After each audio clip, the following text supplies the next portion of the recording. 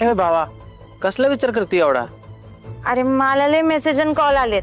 कुणाचे मेसेज आणि कॉल येतात तुला? तो मुलगा नाही का काल आला होता मला बघायला, तो सकाळपासून मेसेज आणि कॉल करतोय. अरे हा, म्हणजे तुझ्या आवनचा कॉल आला होता म्हणजे. हा अगं मग त्यात काही एवढं टेन्शन घेण्यासारखं? तू परत फोन कर आणि विचार काय झालं होतं. नाही ना करू शकत. का? अरे त्याचा मेसेज आलाय बघ की दुपारी आपण बाहेर जेवायला जाऊ. अयो, लगेच बाहेर जेवायला? लईच पुढचं निघालं त्यो. अगं पण असं बी तुझं लग्नच होणार आहे ना, मग जा की, काय होतंय? मला नाही जायचंय त्याच्या बरोबर जेवायला. असं बरं वाटतं का? आणि तसं पण अरे 15 मिनिटं बोलला रे तो माझ्या बरोबर, आणि त्यात पण अर्ध्या वेळी इंद्रजित सरांनी विचारलेले प्रश्न विचारले त्यांनी मला. अशा माणसाला लगेच असं नवरा बिवरा मानणं जरा जड जाते रे मला. डोक्यात काय शिजते मला काहीच कळणार नाही. खरं सांगू का, मला नाही आवडलाय तो मुलगा. मला ना हे लग्नच नको वाटते. अरे कुठे त्याच्याकडे बघून आहे ना अशी नवऱ्यावाली फिलिंगच नाही येते. तसं काय नसतं.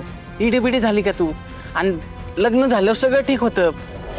तुला एक सांगू का, तू ना एक काम कर, तू डोळं बंद कर. हाय का आता? आता कशाला डोळे बंद करायचा? ऐक तरी, डोळं बंद कर. आता तू होणाऱ्या नवऱ्याचा चेहरा डोळ्यापुढं आण आणि त्याच्याकडे पिरमान बघ.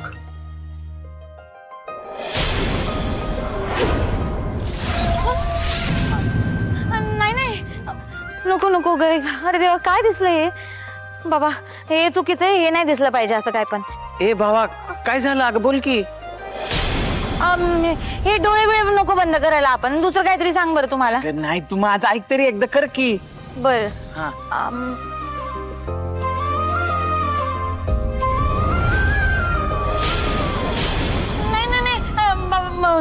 ती हे डोळे बिळे बंद करायला नको सांगू तुम्हाला, दुसरं काहीतरी करू आपण.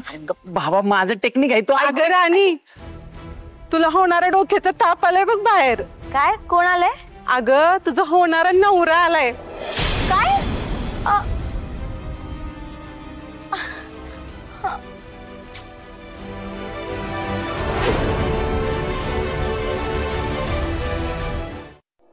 मालती,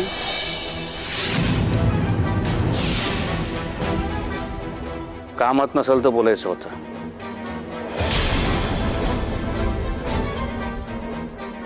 बोला ना, इंद्राबद्दल बोलायचंय?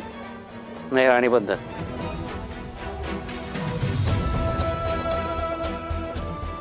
हसायला काय देतं? नाही, काही नाही, बोला. राणीचा